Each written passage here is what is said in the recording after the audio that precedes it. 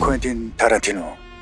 그는 현대 영화의 판도를 뒤흔든 천재, 장르를 넘어선 독창성과 스토리텔링으로 전 세계를 매료시킨 감독이다. 오늘 쿠엔틴 타란티노의 영화를 알아보려고 한다. 1963년 테네시주 녹스빌에서 태어난 쿠엔틴 타란티노. 어린 시절 부모님의 이혼으로 어머니와 함께 캘리포니아 외곽 로스앤젤레스 사우스베이로 이주한다. 로스앤젤레스는 멕시코와 가까운 지리적 위치에 있어 라틴 문화가 강하게 스며든 도시이다. 특히 타란티노가 자리 잡은 사우스베이 지역은 백인, 라틴계, 아시아계, 흑인, 다양한 인종이 섞여 있다. 이러한 환경에서 그는 여러 문화의 언어, 관습, 음악, 음식들을 경험하며 자연스럽게 문화를 흡수했고 어린 타란티노의 세계관에 큰 영향을 주었다. 그리고 로스앤젤레스는 영화 산업의 심장부인 할리우드가 위치한 도시로 타란티노는 어려서부터 영화가 단순한 오락이 아니라 거대한 산업이라는 것을 체감할 수 있었고 자연스럽게 영화 제작에 대한 관심을 가지게 되었다. 그의 어머니 역시 영화를 좋아했고 독립적이고 자유로운 사고방식을 가진 그녀는 영화와 이야기에 매료된 어린 타란티노에게 그의 관심을 북돋아주며 그가 자신의 열정을 키울 수 있도록 응원했다. 영화에 대한 흥미에 비해 학업에는 큰 흥미를 느끼지 못했던 타란티노는 결국 고등학교를 중퇴하고 직업학교에서 연기 수업을 듣기 시작했고 이는 그가 영화계로 진출하는데 큰 발판이 되었다. 학교를 중퇴하고 그는 비디오 가게에서 일하며 다양한 장르의 영화와 감독들을 접하며 자신의 영화 관점을 발전시켰고 이 시기에 그는 독학으로 영화를 공부하며 자신의 아이디어를 글로 옮기기 시작했다.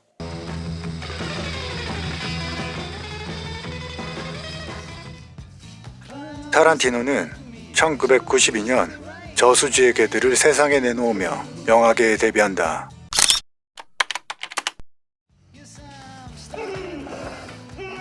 범죄 조직은 고급 다이아몬드 상점을 털기 위해 6명의 강도를 고용한다.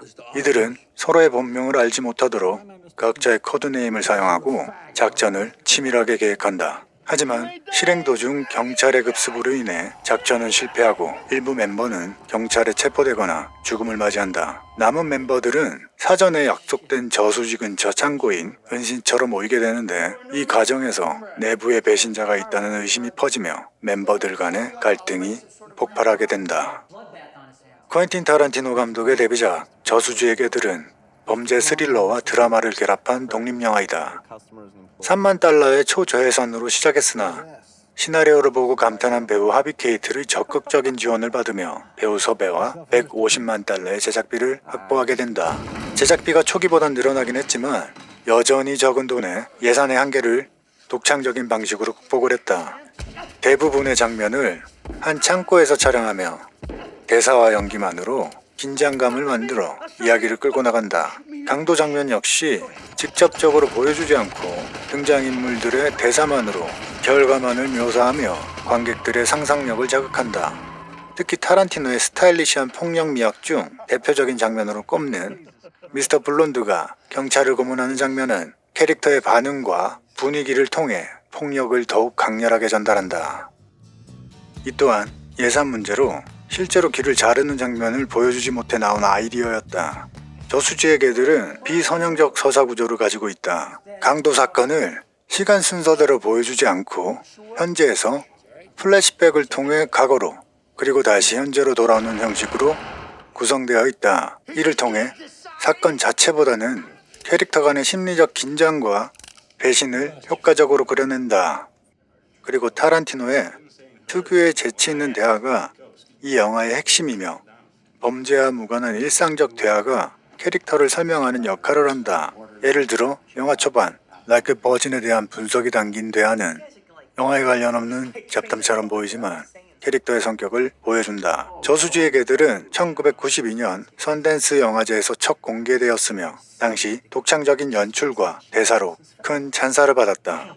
독립영화계에서 폭발적인 반응을 얻으며 타란티노는 단숨에 할리우드의 주목을 받게 된다.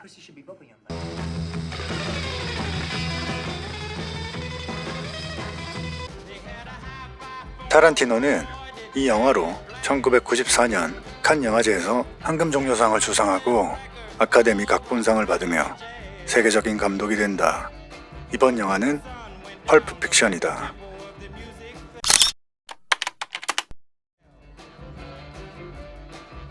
영화는 커플 펌킨과 허니버니가 식당의 손님을 상대로 강도 행각을 벌이는 사건으로 시작된다.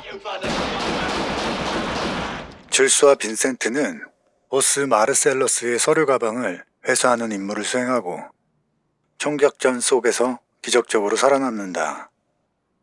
이를 계기로 줄스는 운명을 느끼고 은퇴를 결심하지만 빈센트는 계속 조직에서 일한다.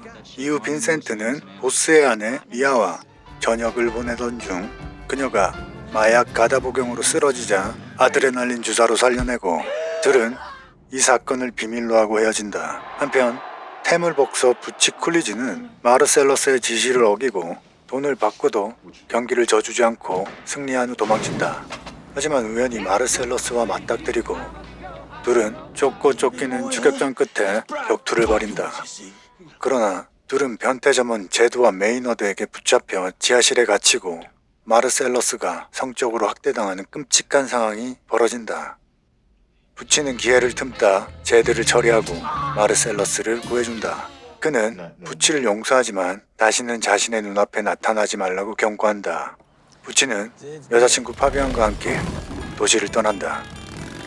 마지막으로 영화는 다시 강도 커플 펌킨과 허니버디 이야기로 돌아와 식당을 털려하는 그들이 때마침 같은 장소에서 식사 중이던 줄스와 빈센트를 만나게 되고 줄스는 강도 커플에게 총을 겨누지만 대화로 그들을 설득하고 죽이지 않고 보내준다. 이후 줄스와 빈센트는 식당을 떠난다. 펄프 픽션이라는 제목은 20세기 초반 선풍적 인기를 끌었던 펄프 매거진 값싼 대중소설에서 따왔다. 폭력, 범죄, 성적 요소와 과장된 연출이 특징이었던 이 소설처럼 영화 역시 이러한 요소들을 충실히 담아냈다. 타란티노의 전작 저수지의 개들과 마찬가지로 펄프 픽션 역시 비선형적 서사 구조를 사용한다. 서로 얽혀있는 세 개의 주요 에피소드는 시간 순서가 뒤섞여 있어 관객들이 마치 퍼즐 맞추듯 스토리를 이해하게 만든다. 이러한 구조는 자연스럽게 영화를 반복 감상을 유도하는 효과를 만들어낸다.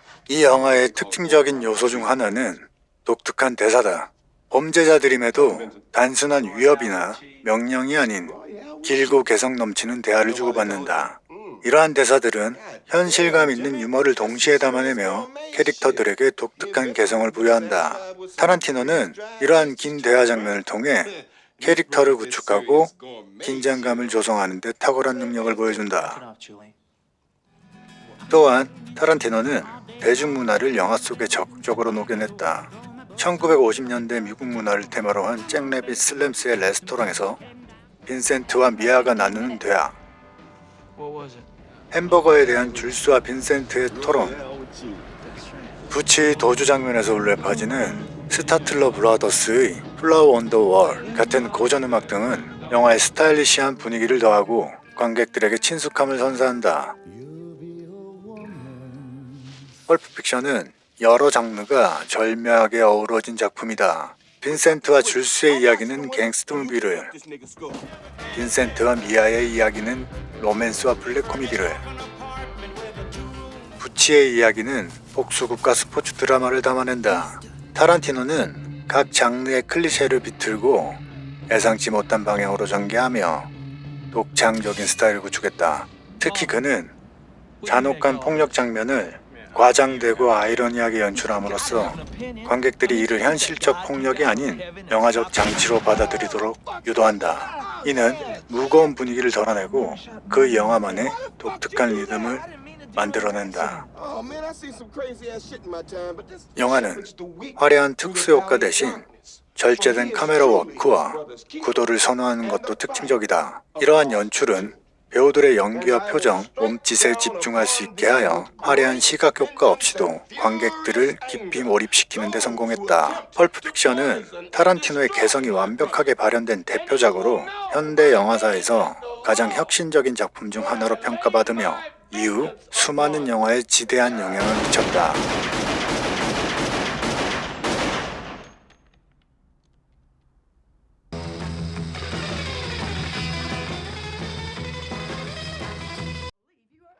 그는 킬빌을 두고 내가 사랑하는 영화들에 대한 팬레터라고 표현했다.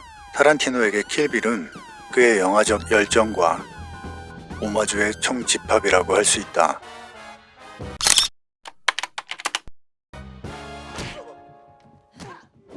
전직 암살자였던 베아트릭스 키도, 코드네임 블랙맘마, 데드리 바이퍼 암살단에서 활동했지만 조직을 떠나 평범한 삶을 살고자 했다. 그러나 그녀의 전 연인이자 보스인 빌과 암살 단원들은 그녀의 결혼식 날 예식장을 습격해 신랑과 하객들을 몰살하고 키도를 죽이려 한다.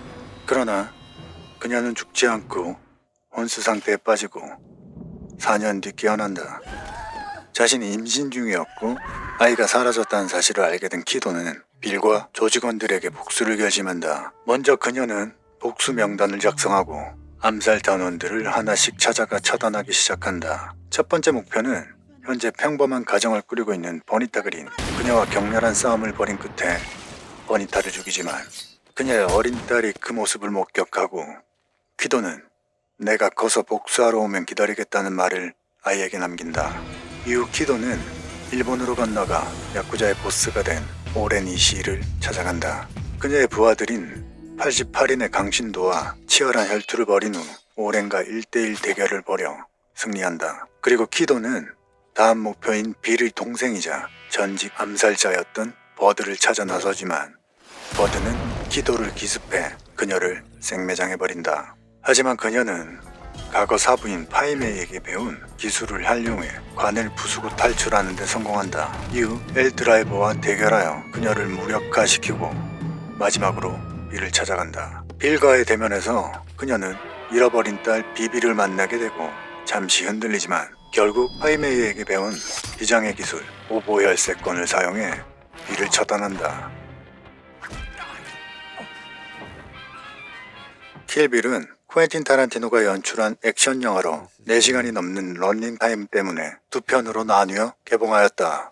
타란티노는 펄프 픽션 촬영 당시부터 이 작품의 아이디어를 구상했으며 주인공 더 브라이드 캐릭터를 그녀를 위해 특별히 창조했다. 그는 우만 서먼 없이는 이 영화를 절대 만들 수 없다고 공언할 정도로 그녀의 존재를 작품의 핵심으로 여겼다.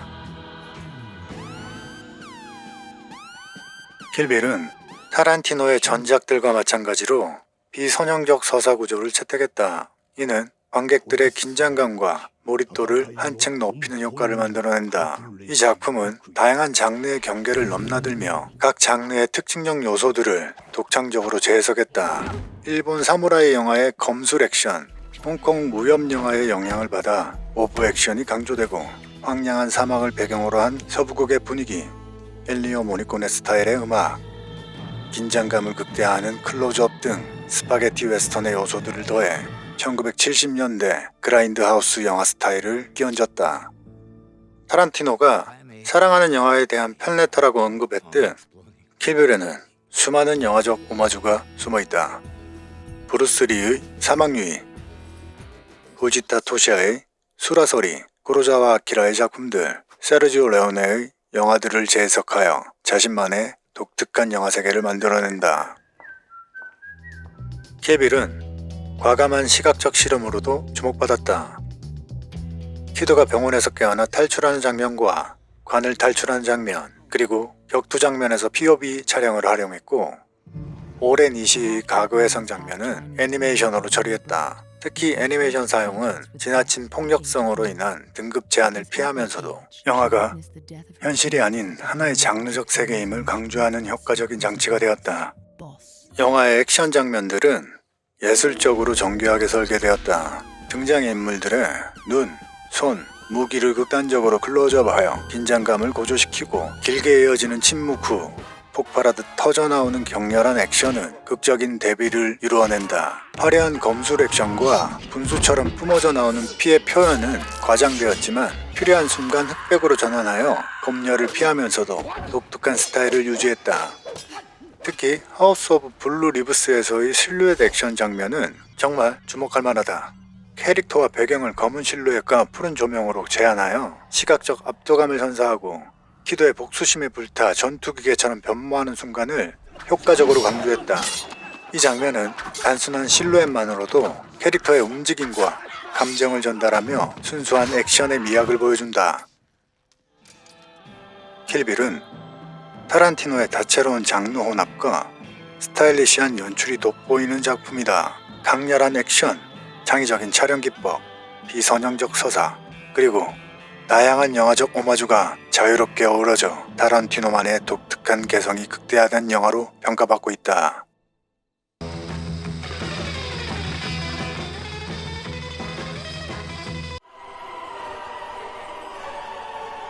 다음 영화는 바스터즈, 거친 녀석들이다.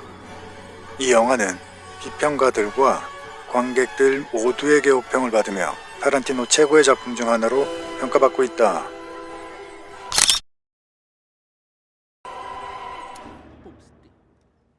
제2차 세계대전 중 나치 점령하의 프랑스, 유대인 소녀 소샤나는 가족이 나치 친위대 대령 한스 란다에게 학살당하고 홀로 살아남아 가까스로 도망친다.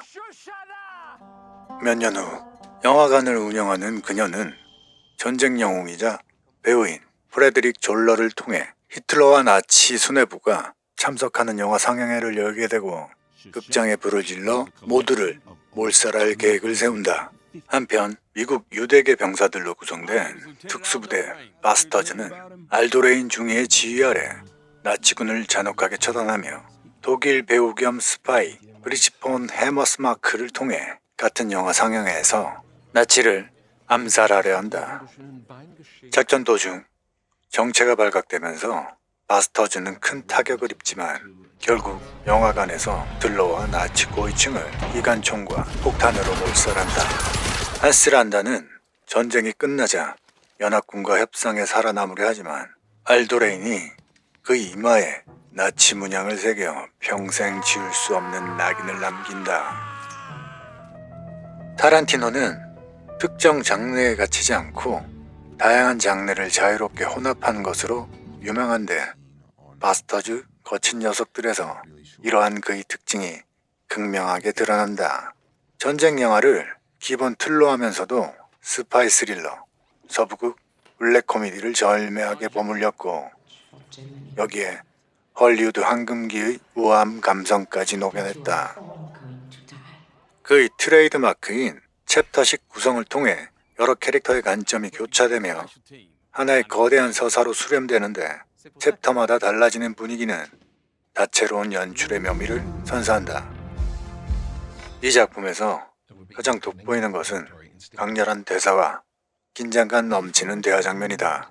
첫 번째 챕터에서 라페티드 농가를 찾은 한스 란다 대령과 농부의 대화는 느린 템포로 시작해 점점 고조되는 압박감으로 관객들을 사로잡는다. 또한 네 번째 챕터의 술집 장면에서는 독일 장교들과의 대치 상황에서 미세한 눈빛과 몸짓만으로도 극도의 긴장감을 만들어낸다. 타란티노는 화려한 액션보다 대화 자체를 극적 장치로 활용해 관객을 몰입시키는데 탁월하다. 동시에 그의 트레이드마크인 스타일리시한 폭력 묘사도 빼놓을 수 없는데 이를 과장하고 희화화된 방식으로 표현함으로써 잔혹하면서도 풍자적인 독특한 쾌감을 선사한다. 영화는 실제 역사를 그대로 답습하는 대신 타란티노의 창의적 상상력을 통해 새로운 역사를 창조한다. 히틀러가 바스터즈 공격으로 사망하는 결말이 대표적인 예다. 이러한 대체 역사는 만약 이런 일이 벌어졌다며 이라는 흥미로운 상상을 자극하면서 영화라는 매체가 지닌 창작의 자유를 극대화한다. 바스터즈에서는 개성 강한 캐릭터들이 많이 등장하는데 그중 크리스토프 왈츠가 연기한 한스 란다는 단연 압도적이다. 극도로 예의 바르고 논리적인 태도, 그 이면에 숨겨진 냉혹한 본성을 가진 란다를 완벽하게 연기한 왈츠는 유려한 다국어 구사력과 특유의 대선 톤은 영화의 리얼리즘과 스타일을 동시에 살려냈다. 이러한 열연으로 그는 칸 영화제 나무주연상과 아카데미 나무조연상을 비롯한 수많은 상을 수상하며 세계적인 명성을 얻었다.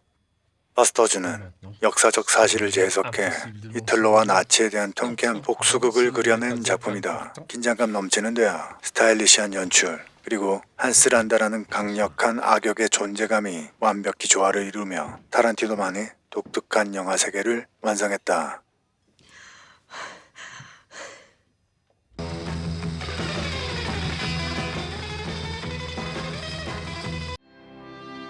장고, 분노의 추격자, 쿠엔틴 타란티노 감독의 대표작 중 하나로 미국 남북전쟁 이전 노예제 시대를 배경으로 한 서부극이다.